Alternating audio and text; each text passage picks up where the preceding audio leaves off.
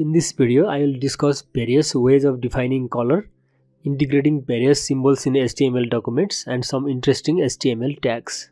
Color is one of the most powerful tools in website design. It can be used to attract attention and express the meaning of your website. Good color choices take careful planning and when done correctly can influence the website visitors. Choosing an appropriate color combination is one of the most important steps in the website design process. With HTML, you can use various methods to display color. HTML colors are specified with predefined color names or RGB or hex or HSL or RGBA or HSLA values. Color name is the easiest way to specify a color. All modern browsers support 140 color names such as white, black, red, green, blue, yellow, grey, lime, maroon, navy, purple, etc. I have included a link on the description with all supported color names. Other ways of specifying color in HTML is using RGB values, RGBA values, hex values, HSL values and HSLA values. Let's talk about RGB and RGBA. An RGB color value represents red, green and blue light sources, and an RGBA color value is an extension of RGB within alpha channel, which is the opacity of the color. A color can be specified as an RGB value using a syntax shown on the screen. Each parameter defines the intensity of the color with an integer value between 0 and 255, where 0 represents dark and 255 represents light. With 256 values in each parameter, there can be 256 cubed possible colors.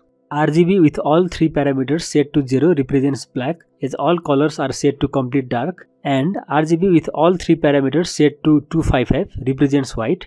On a similar way, other colors can be generated. RGB 25500 is displayed as red because red is set to its highest value and the other two green and blue are set to 0. Similarly, RGB 02550 is displayed as green because green is set to its highest value and other two red and blue are set to 0. Likewise, RGB 00 and 255 is displayed as blue because blue is set to its highest value and the other two red and green are set to 0.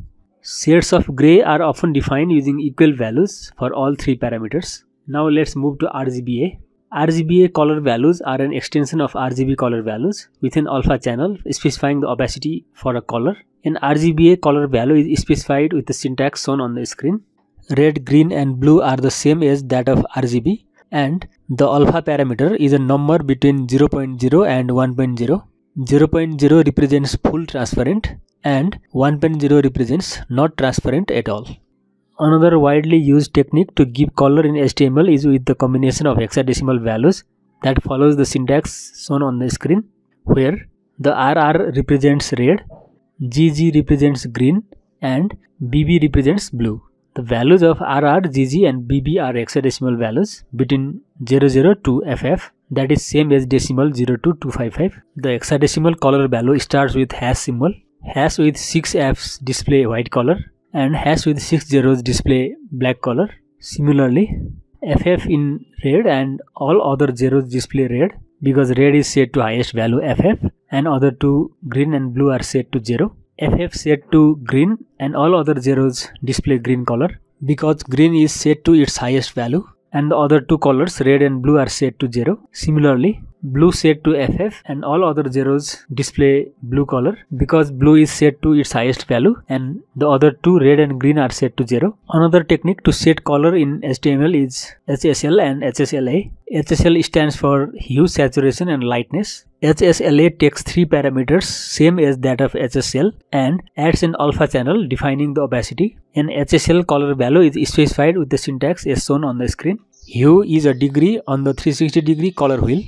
0 is red, 120 is green and 240 is blue. Saturation is the intensity of a color and it takes a percentage value. 100% gives the pure color without any shades of grey. 50% means half color and half grey and 0% means the generated color is completely grey. Lightness is also a percentage value and it defines how much light you want to give to the color. 0% means no light or black. 50% means 50% light, which is neither dark nor light. 100% means full lightness or white. With HSL technique, you can generate shades of grey by setting the hue and saturation to 0 and adjust the lightness from 0 to 100% to get darker or lighter shades.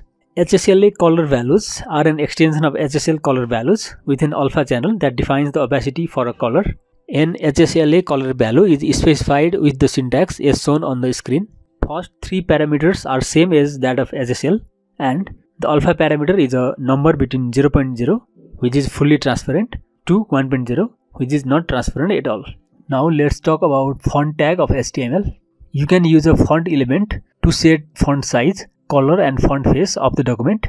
The font is a pair tag and it can have three attributes: size, color and face. You can set font size using size attribute. Size attribute accepts values from 1 to 7 and the default size is 3. Color attribute is used to set any font color you like. You can set the font face by using face attribute. If the mentioned font is not installed on user's side, the content will be displayed on the default font face applicable to the user's browser. It is possible to specify two or more font face alternatives by listing the font names separated by a comma. When the page is loaded, the user's browser will display the content on the first font available. If none of the given fonts are installed, then the content will be displayed with default font. HTML5 does not support the font tag. To change the font, color and size of the text, CSS properties will be used, and I will discuss CSS after completing the HTML course. So use of font tag is not recommended. The other tag I am mentioning is an interesting tag named marquee. The pair tag marquee is used for scrolling text or image either horizontally or vertically. The marquee tag supports various specific attributes. Behavior takes one of the three values: scroll, slide or alternate, and it defines the type of scrolling. The direction attribute can have one of the values among up, down, left and right, and it defines the direction of scrolling the content. Height takes the value in pixel or percentage and defines the height of the marquee element. Width takes the value in pixel or percentage and defines the width of the marquee element. H space takes the value in pixels and it specifies horizontal space around the marquee. P space takes the value in pixel and specifies vertical space around the marquee element. Loop attribute takes a number on its value and that specifies how many times to loop the content. The default value is infinite, which means the marquee loops endlessly. Scroll delay takes the numeric value representing the delay between each jump. Scroll amount takes a number on its value that defines how far to jump. The marquee tag has been deprecated in HTML5 and should no longer be used. It is recommended to use CSS to create similar scrolling effect. Let's talk about two attributes, lang and dir, which are used to mention language information and text direction. Lang attribute sets the language of an element in HTML document. Usage of lang attribute helps the browser to display the text in the desired language. The value of the lang attribute is the language code specified by the W3C to be used with HTML. dir attribute sets the direction of the text within an element in HTML document. The value of the dir attribute is either LTR, which means left to right, or RTL, which means right to left. The dir attribute is used to set the best direction of text for display. It is essential for enabling HTML in right to left scripts such as Arabic, Hebrew, Urdu, etc. If the overall document direction is right to left, you can add dir equals to RTL in the HTML tag also. Dir equals to auto can be used on forms and inserted text in order to automatically detect the direction of the content supplied at runtime. Add dir equals to RTL to the HTML tag anytime the overall document direction is right to left.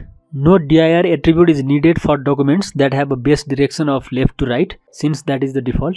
The BDO tag stands for bidirectional override. The BDO tag is used to override the current text direction. The example is shown on the screen. The value of dir attribute can be LTR or RTL and it specifies the text direction of the text inside the BDO tag. Another tag is BDI, which stands for bidirectional isolation. The BDI tag isolates a part of text that might be formatted in a different direction from other text outside it. This can be useful when displaying right to left text such as Arabic inside left to right text such as English when the text direction is unknown. After learning those HTML tags, let's move to entity reference. To display the reserved characters such as less than or greater than signs as well as various other symbols in the content of HTML document, we need to use a mechanism called entity reference. Symbols like mathematical operators, Greek letters, currency symbols, arrows, various other symbols and shapes as well as modern days emojis are not present on a normal keyboard. To add those symbols in HTML page, you need to use the HTML entity name. If no entity name exists, you can use the entity number. If the symbol does not have an entity name, you can use a decimal or hexadecimal reference numbers. There are 3 ways to implement entity reference, and all of them starts with an ampersand and end with a semicolon. First way is by its entity name, which is a standard and unique name for each character. For example, entity name copy for copyright sign. Next is by using a decimal code, a hash sign followed by a decimal code unique for each character. For example, decimal code for euro sign is 8364. The next is by its hexadecimal code, a hash sign followed by a lowercase letter x followed by a hexadecimal code unique for each character. For example, hexadecimal code 2605 for a black star symbol. After learning the ways to include the entity reference in HTML, please browse the URL mentioned on the description to view all entity names, decimal codes and hexadecimal codes that can be included in HTML content. I hope you have understood the content covered in this video. I will discuss other tags in coming up videos as well. Practice well and you can write your queries in the comments. Thank you.